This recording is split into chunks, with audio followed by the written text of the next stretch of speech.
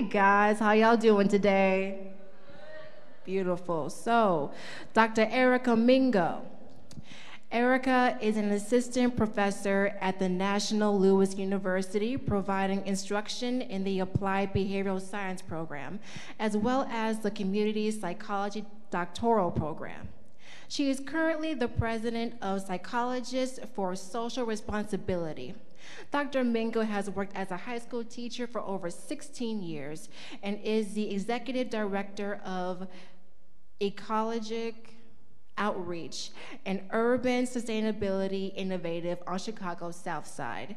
So without further ado, I introduce to you Miss Dr. Ericka Mingo.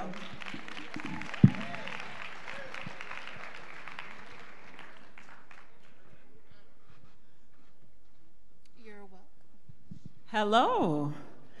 So this is actually a treat for me because I've been teaching at the college level for some time now, but you guys are my favorite.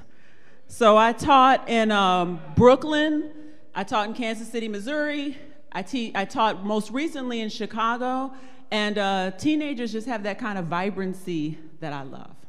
So welcome. You know, when I get asked out to events like this, it's sometimes a little scary. Not for me, but I fear a little bit for the people that have invited me out, because sometimes I say some things I don't have to say. Sometimes I talk a little too much. I say a little too much. But when it comes to Black children, for me, I don't think you can go too far. Most specifically in the current climate, and my slides aren't on the big screen. How do we fix that? My slides? Big screen? Hey! So, I am all of those things. I am a professor. I have been a teacher. But most importantly, I'm a revolutionist. I'm an activist, and my main concern has been the miseducation of Black children. And that's a problem. And I think that it's a problem that too many people don't pay attention to or take very lightly. And that's why I've titled this piece, Background Noise. Nobody pray for me. It been a day for me. Yeah. Hey, I remember syrup sandwiches and crime allowances, finessing on them with some counterfeits, but now I'm counting this. I digress. Background noise, normalizing Black struggle. It's very normal for y'all to struggle. Everybody expects it. Prison, police brutality, lack of housing, lack of good schools, lack of books, computers. It's expected. It's background noise. And normalizing, do you all know what that means? For something to be normalized, right? In my house growing up, whoopings were normalized. I was whooped. People were like, what do you mean? Oh my gosh, you were abused. No, I wasn't abused. I was just whooped and it was normal because I was bad. I did things I wasn't supposed to do and I was whooped for it. It was normalized. But I think Black oppression being normalized is something far more serious. It says that the ways in which we suffer is how it's supposed to be. I'm not okay with that. Are you okay with that? Because sometimes it feels like y'all are okay with that. I'm glad to hear it. Because sometimes when I speak about these issues, people look at me like, what's wrong with you? Everything's fine. Barack Obama. And I say, well, is that enough? What happened under Barack Obama for us? I'm waiting on my slides, so I'm gonna just talk off the dome. What happened under Barack Obama for us? Cat Williams said he would have been happy with a free small fry every Tuesday, and we didn't even get that. What happened for us? All I remember happening is getting speeches about how we're poor fathers and how we need to do better. I didn't remember hearing anything uplifting for us. So the struggle for black people has become normalized, and that's not okay. So let's look at this. I'm just going to roll with my slides here and hope that the rest of the folks catch up. Oh, here they are. Wonderful. So why black people? This is a new problem. The issue of oppression for black people is new. African people enjoy great power on the global landscape for centuries, and that was the initial problem. The initial problem is that we did have great power, and that had to change, and it did. I've heard lots of stories about how these got built. Aliens, right? When you go to watch stories about Egypt, you very seldom see any black people. Gods of Egypt was a whole bunch of not black people. The gods of Egypt. Because it's very important that we only have a framework for struggle. All of this greatness and beauty, oh, that couldn't have been us. Aliens did it. To keep us in a context of struggle. So, do we even suffer? Is there a problem? Perhaps everything is fine, and there's no cause for concern. I tend to disagree. There are a great many causes that are acceptable to take on, that aren't scary, that you don't get in trouble for. You can talk about women's issues, Me Too. You can talk about LGBTQ issues, and these are all very important issues. I don't have to take away from it, but they're acceptable to talk about. They're important to talk about. Latino issues, student violence, the heroin epidemic. It's an epidemic. It needs to be addressed. People need help. I thought when people were on crack, it was time for them to go to jail, but it turns out when you're white and you're on heroin, you need help. It turns out that when there's violence in schools that are not black, oh, we need to have a movement. Something's got to go on. Kids are getting shot. They're dying. Who'd have thunk it? Who'd have thought kids get shot around their schools? Who ever heard of such a thing? Oh, they get lots of media attention. I remember my students at Chicago public schools protesting for years. Not a sound, not one media report. I saw one of my students shot on the doorstep of my school, his bloody hand stretching down the door. Drug him into the computer lab, compressed his wound so he could make it to the hospital. There was nothing on the news about it. But student violence is all the rage now. These kids are protesting. Look how proud we are of them. What about you? What about what happened to you? So black issues, the swelling, suffocating background, black oppression is not new, and it's not highlighted, and oftentimes not noticed. And when something's not noticed, it becomes normal. How many of you all have an ADT alarm system in your house? How many of you all have stopped paying the bill for that ADT alarm system in your house? All right. So then it just beeps. Beep. Beep. It's just back there. Beep. You hear it when you're talking on the phone to that friend. Beep. Just that kind of annoying beep in the background. And you hear it at first when you're on the phone, when you're trying to do your homework. But what happens after a month of that? Background noise. It's normal. Y'all don't hear it anymore. Just like black suffering. There is a cycle of protest and meager gains, but we have been conditioned into believing that our everyday struggle is normal. That's a fascinating word, conditioned. Who knows what that means, conditioned? Anybody? Don't be scared. What does that mean? It's what? It prepares, in a sense, yes, sir. Trained. Yes, sir. Trained. Give that boy a cookie. Trained. Trained into you. That's the kind of stuff that happens with dogs. And a picture is worth 1,000 words.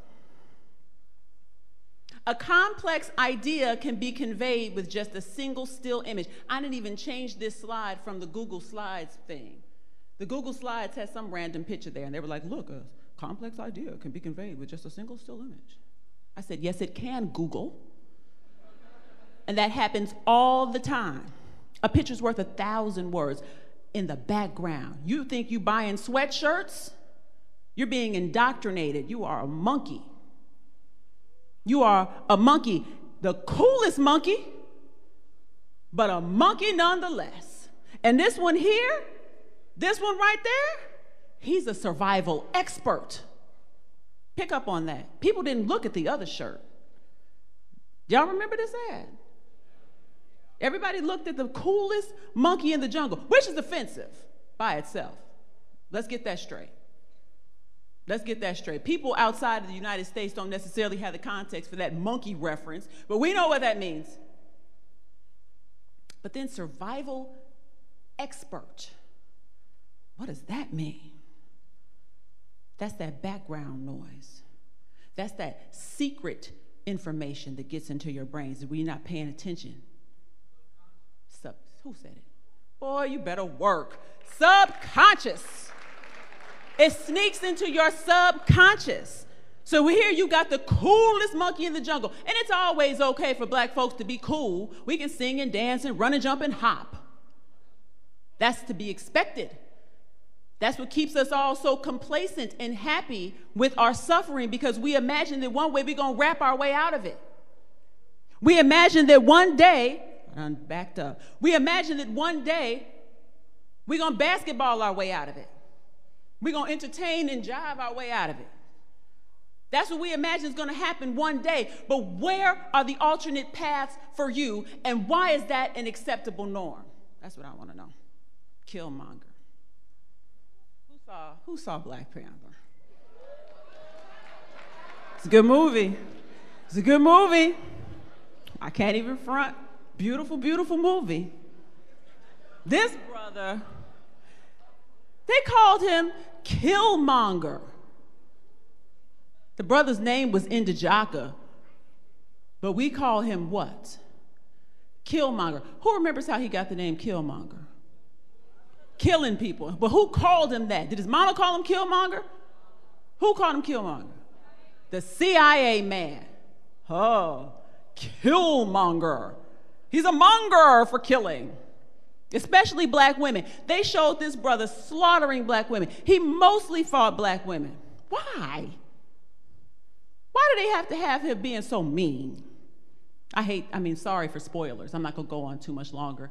If you haven't seen it yet, shame on you. He loves to kill. He's a killmonger. Why? He also wanted to liberate black people. You remember that? He also wanted to use the resources of a Wakanda to liberate black people the world over. He said, what the hell? We got all this technology and riches. Black people are suffering across the globe. Why don't we do something about it?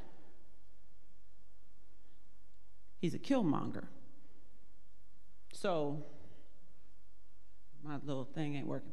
So, I called him a demonized hero. Killmonger was a hero, but he was a demonized hero. Because there's a classical conditioning associated with the pacification of black people.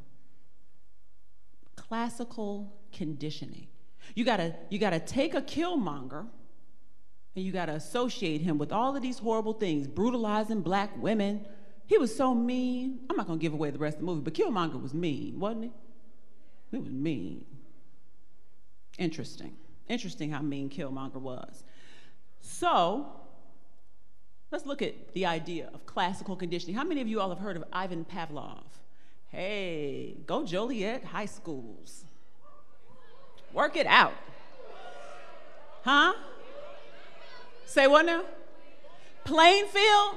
All right, who's your science teacher in Plainfield? Miss Ott? Was she the one responsible for your knowledge about Ivan Pavlov?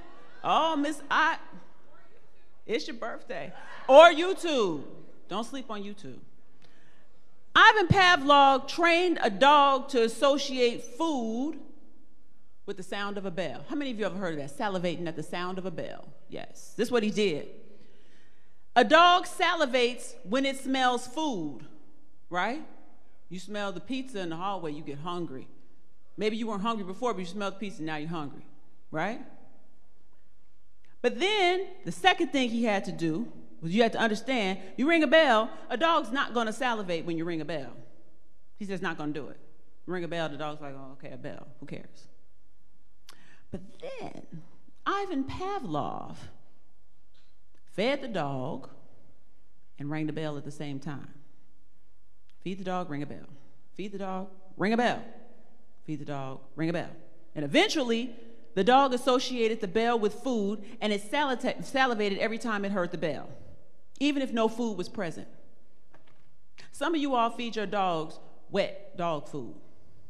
And maybe you have an electric can opener. That's an 80s thing. I don't know if they still make those. They were really gross. Electric can openers, do you all have those? They're gross. They used to stand on the tan and you put it on it, and it turned the can. Old school. I'm 41. You all don't know nothing about that. I am. Thank you. Black don't, baby girl, you know what I'm saying?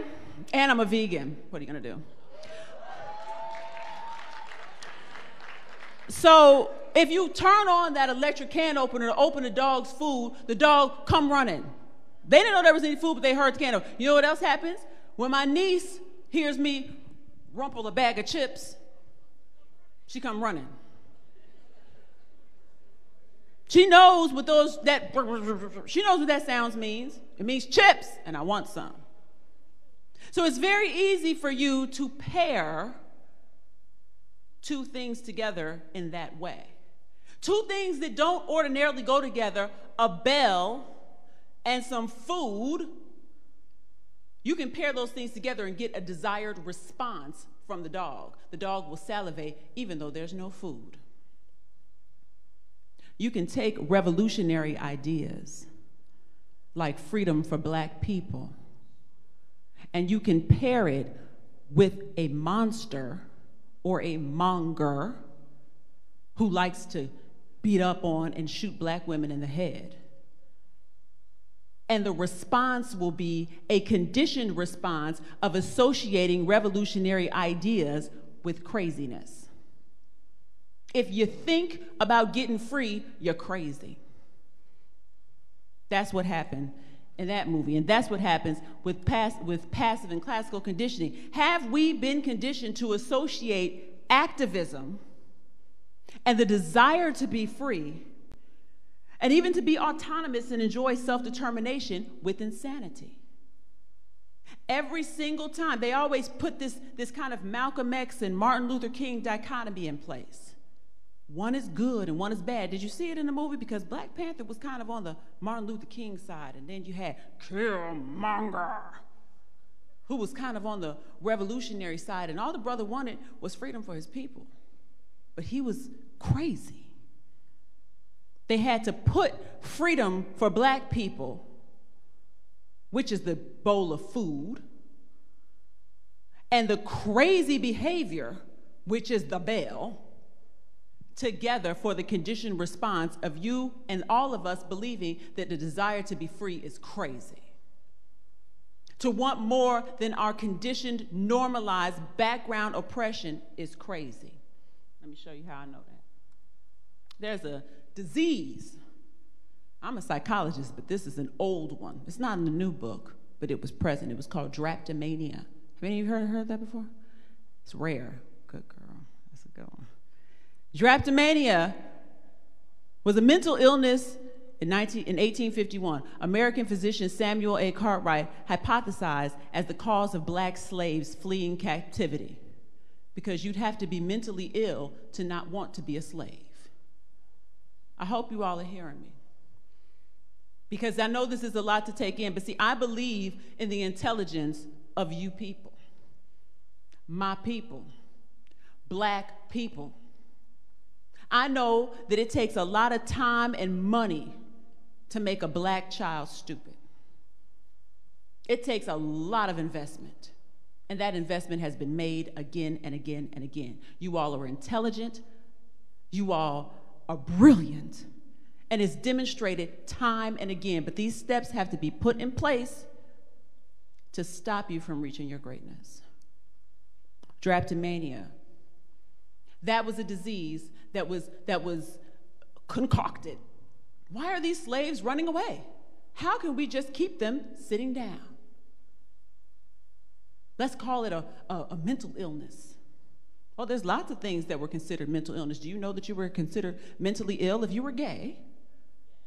Oh, there's lots of ways to control people. There's lots of ways to do it. So you're mentally ill if you're a slave and you want to be free. You're mentally ill if you just want to exercise your freedom to love who you want to love. Control, association. What has happened historically when you were left to your own greatness, when black people were left to their own greatness? Black Wall Street, Rosewood. Who knows what those were? Rosewood, Black Wall Street? Yes. That's black people right after slavery during the Reconstruction era that made black utopias. Black neighborhoods where everybody was safe and everybody shared resources. Oh, and Black Wall Street was rich. Those black folks was walking around with all kinds of resources. And what you think happened? They got burned up, gunned down, lynched. But why? I thought we were supposed to do well. Unless we're not. What if we're not? What happens when your greatness is not suppressed? Well, then you become competition for those who don't want to be competed with.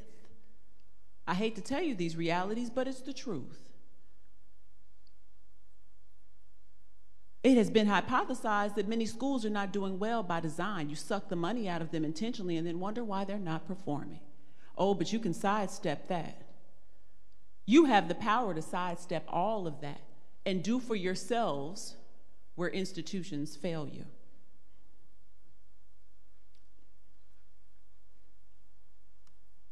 Should black people suffer in silence? Suffer in ignorance. That's part of the silence. We're going to get to that too. In Nazi Germany during the Holocaust, those who fought back had a significantly higher chance of survival than those who passively went along with their oppression. Those who fought back weren't guaranteed survival, but they survived statistically. Their odds were statistically higher when they fought back. But before you can fight back, you got to know that there's a fight going on in the first place. What's her name? Harriet Tubman said, "I freed a lot of slaves." Who knows the rest of that quote? I could have freed a lot more. I'll tell you, since you didn't know, I'll tell you. She said, "I freed a lot of slaves. I could have freed a lot more had they known they were slaves." That's right. If they had known they were slaves, I could have freed a lot more. So the point of it is that when you resist, you do better than when you don't resist. So what would that look like? What would elevating your voice beyond background noise look like?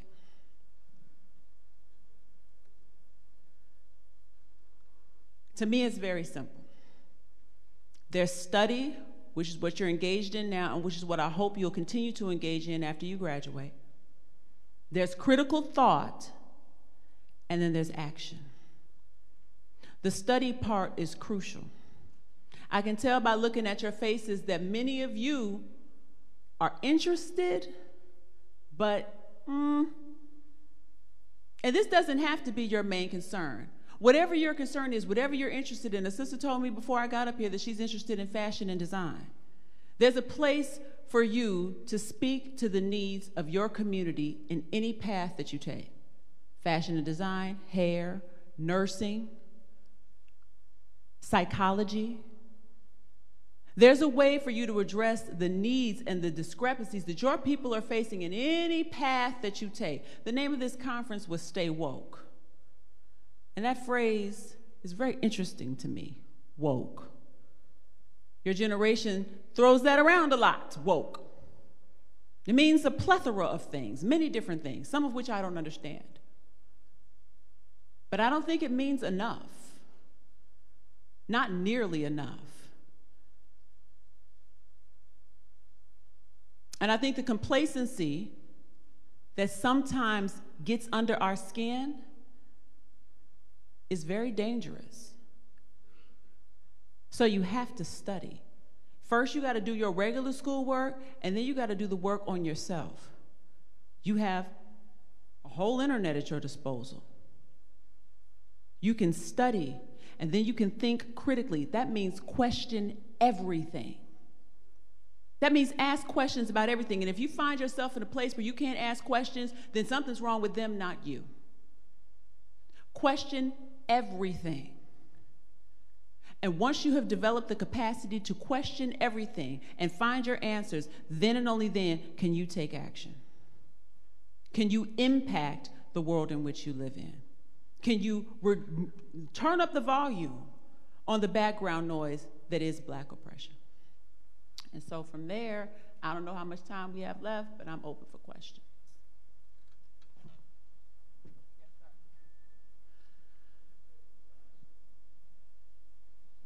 What's that?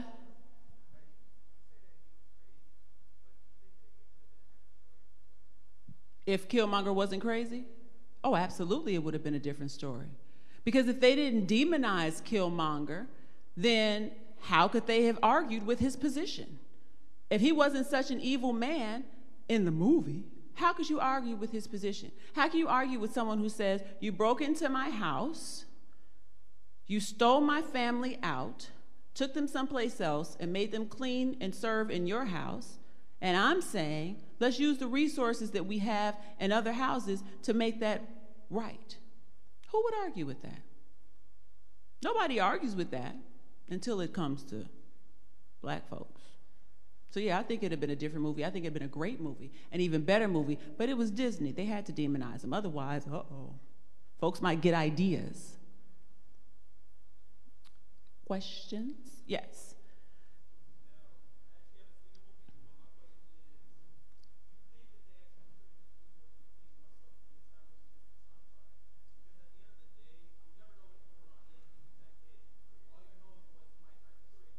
That's very fair.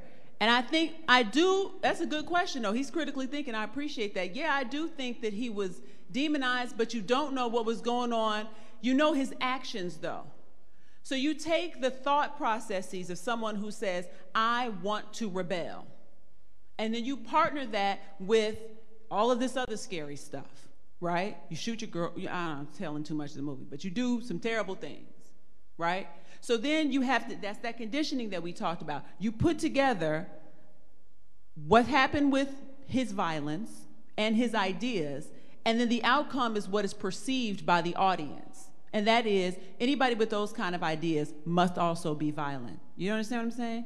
So I believe that that was the message that was put out to the public, but not necessarily a really great portrayal of what was going on in that character's mind. And I hope they develop that character beyond those character traits. Yes.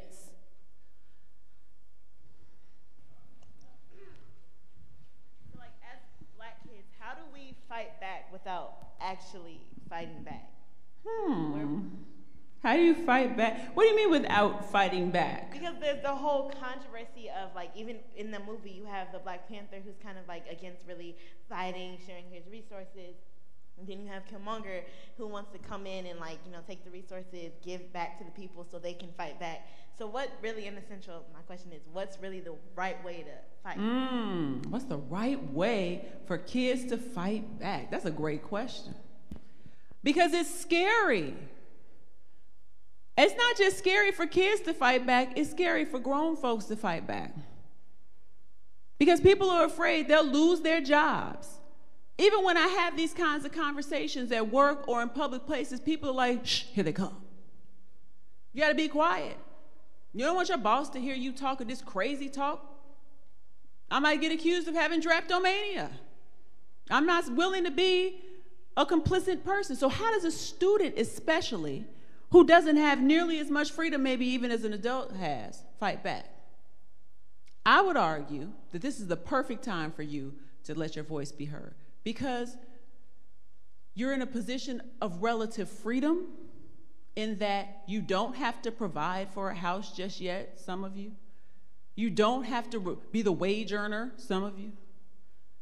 And that being the case, you don't have a whole lot to lose. And so students, both high school and college students, have traditionally been the ones who have raised their voices and fought back. They've been the ones who have said enough. So there's protest. That's one way. I'm a fan of economic sanctions. Who knows what economic sanctions are? Beautiful. Economic sanctions says, I don't know how many of you all saw that Misha beauty supply video where that woman went into a beauty supply, they accused her of stealing some eyelashes, and the owner of the beauty supply commenced to brutally beating her up. So the community imposed economic sanctions on that beauty supply, which is actually right around the corner from my house, their sister store in Chicago. They stood out there for weeks and weeks and months and dared people to walk inside. Because they said, I am not going to tolerate this treatment of black women when you are making millions and millions and millions of dollars off of us. They took the sign down from their building. They're trying their very hardest to be complacent. They don't want any more trouble. Same thing that happened. A young brother, it seemed to be your age, went into Old Navy. He had a coat on that he bought at Old Navy previously. They thought he stole it. So they followed him around the store, made him take his coat off, tried to check it, and insisted that he prove he didn't steal it. Black boy. You know what he did? He took out the small computer that every one of you all have in your pockets, and he videotaped them. All of them lost their jobs. Formal apology issued by Old Navy, and there's a lawsuit pending. So enough of that happens. You all go into these stores, and they try to make you leave your book bag at the front of the store? For what? Why would I do that? You can choose in any given moment to not suffer any given indignity. You could take out your phone. You could videotape. You could share it with your friends. You could organize, and that's the next level up, which is not as easy as just videotaping something and putting it on the internet. But you could get together a group of young people and organize an action. You can decide what is unacceptable to me right now. Tell me one thing that you all feel like you're experiencing as a group that's unacceptable to you. One thing. Everything's fine? At school and elsewhere? Yes. Because I'm the president of my school's Empower Group, which basically is a black student union, how do we get people who aren't educated and don't necessarily want to be educated involved and like on board with what we're doing as a unit? That's a good question, because educated is an interesting word. Like 10% of your education comes from school. You find out a lot of stuff a lot of places. You learn in your relationships, your little boyfriend, girlfriend relationships. You learn there. Oh, he's walking down the hallway and she's wearing his jacket. And that hurts your little I'm not call you little, but that hurts your feelings. You all are little to me because I'm old. That hurts your feelings, and you learn. You learn in your community when somebody stares you down, when you walk past a certain block, you learn. So to assume that somebody is uneducated because we don't necessarily share the same perspective is a little bit askew, but I do understand the logic of your question. People who don't want to participate, for people whom this subject matter is not important, for those who don't feel the gravity of what's happening, how do you pull them into the fold? And it's hard. And my answer is, as horrible as it sounds, you don't. You work with the people who are willing to work with you. You can waste a lot of time and valuable resources chasing after people who will never care. There are people for whom this is not interesting. They want to get what they can get from where they can get it and move on with their lives. You can't fault them for that. And you can't chase them down either. Because they're gonna, it all pans out in the end. Those who fight back tend to get a little further than those who don't. And I hate to say this, but it's true. So if you're working and you're organized and you can't get people to care, leave them where they are. I know that's not the popular thing to say, But we spend a lot of time and energy and resources chasing down people who don't want to do it. So you rally around the people that do. You get your friends together who are willing to do the work, and you rally together with them, and you push forward. And two things are going to happen. Either you're going to be successful, and they're going to come join you in the aftermath, or you're going to be successful, and unfortunately, you have to leave them by the wayside. But you can lead somebody to knowledge, but you can't make them think.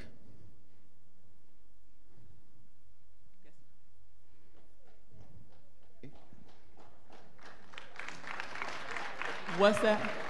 What's that?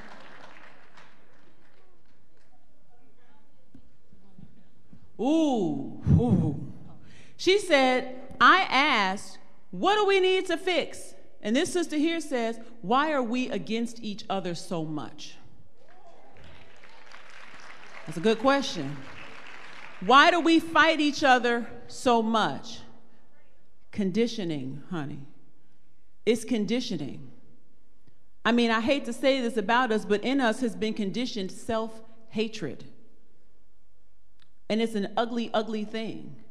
But when you have been taught for your whole life that white is right and black is wrong, when we have been conditioned to a standard of beauty, a standard of being that is outside of ourselves, it makes us hate who we are. And so that self-hatred, a very popular psychiatrist out of the University of Chicago named Dr. Bobby E. Wright called it menticide, the destruction of the black mind, and it turns you in on one another. And it's unfortunate, but guess what? We're not the only ones. I hear the term black on black violence all the time, but I never hear the term white on white violence, which is a lot of the violence. I mean, why is it just unique tribal conflict in Africa? I'm like, Holocaust. I mean, you're not permitted to frame these things in that way, but we're not the only ones who've turned in on each other. You got white on white violence happening a heck of a lot more in this country than black on black violence. So yes, we do need to figure out why we're against one another. But I think if you look and you take the people from jobs, I'm gonna quote a rap. You don't know who it is. It's Boots Riley from The Coup, old school. He said, if you take the workers from jobs, you're gonna have murders and mobs. A gang of preachers screaming sermons over murmurs and sobs, screaming pray to the Lord because they so above you, they tear this MFer up if they really loved you. And that's the reality of it. You got problems. You don't like seeing your people suffering. You sick of seeing your brother, your uncle, all of them going in and out of jail. You sick of seeing all of the violence between us. Do something, or else stop complaining about it. Stop complaining about it. Because you're young. You're the ones, longer than me, the reality of this could come down hard. And I could be an old woman when it does. And you'll be standing here in your 40s with kids. You'd be wishing that you had done something in this moment. Because time marches on. You will mature. You will have family. And it will be up to you in this moment and in that one to do something about it. Yes, ma'am.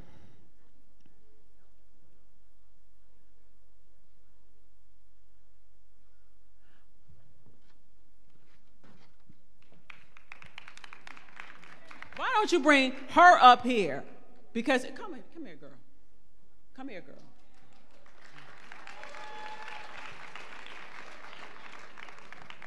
Ask your question. I said, how do you better yourself in a world that loves black appearances and black culture but doesn't love black people? Woo! Woo! She said, how do you, come on. They love black stuff, but they hate black folks. It kills me. Eminem, Elvis Presley, all these folks. You can get anybody but a black person to sing a black song and they're going to sell 1 million records. Anybody, sing as black as you can, you're going to sell 1 million records. It's terrible. It's like the 5 heartbeats, and it just keeps happening, even though the 5 heartbeats told us about it. It keeps happening. From the way you dress, you all, look, I don't know if y'all remember the Chappelle show, Dating Myself Again. But Paul Mooney said that the black man, I believe it's the black man and black woman, are the most copied people on the planet, bar none. Bar none. I heard, and this is another dating, but Lil Wayne used to run around saying, every time I come on here, yesterday, bling, bling, bling, bling. And then I turn on Good Morning America, and they're like, oh, look at Kim Kardashian's bling. I'm like, did they just say bling? They've been listening to Lil Wayne. Back then, Lil Wayne wasn't a megastar. He was just a little nobody under Juvenile. Y'all don't know that history. I could teach you a whole rap history. Y'all probably would have been more interested in that anyway. A rap family tree. Starting with the No Limit Soldiers. But anyway, I digress. Why do they love black stuff but hate black people? It didn't start now. It didn't start now. It started in Egypt. That's why I put those pictures of the pyramids up. They started loving black culture then, but they hate black people. The Sphinx, do you all know what the Sphinx is? The Sphinx is that big lion man that was in front of the pyramids. Napoleon Bonaparte took a cannon and blew the nose off of it. You want to know why?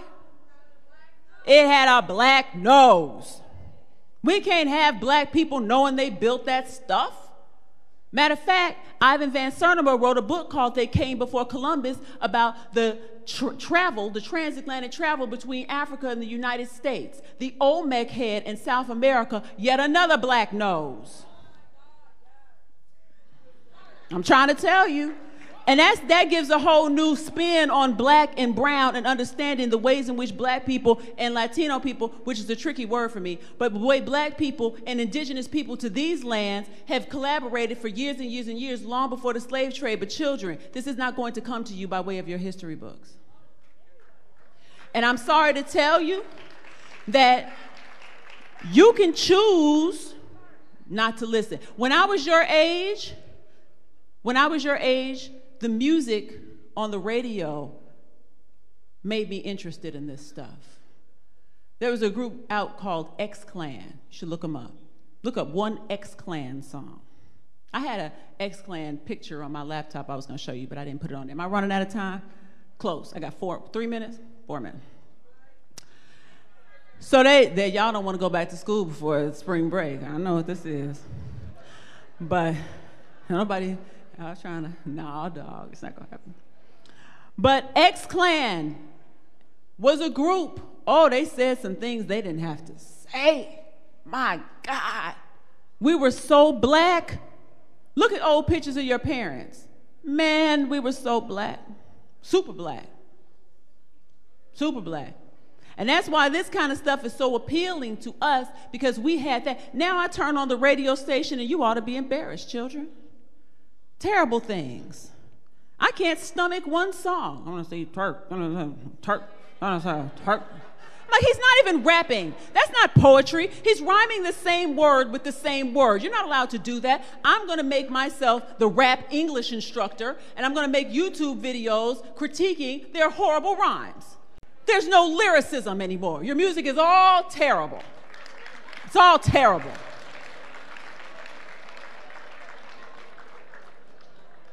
And that's why people love black culture but hate black people. Oh, it's fun to play thug. It's so fun to rap black in the suburbs. It's so fun to rap black on your way to your 6-figure job. Everybody want to be black, but nobody want to be black. So that's problematic. And the workaround for that, and I'm going to let this be my last thing. The workaround for that has got to be, sister, people like you and everybody else who raised their voice here today, making a conscious effort to reverse it. And you don't have to worry about other people loving black people if you love yourself. And I think that's going to be that. If there's any questions, I'm going to be around. I don't know what the schedule is, but it's my privilege and honor to have a moment to talk to you today. I very much appreciate your attention and time and your brilliant, brilliant questions and your brilliant, brilliant minds. Thank you, children.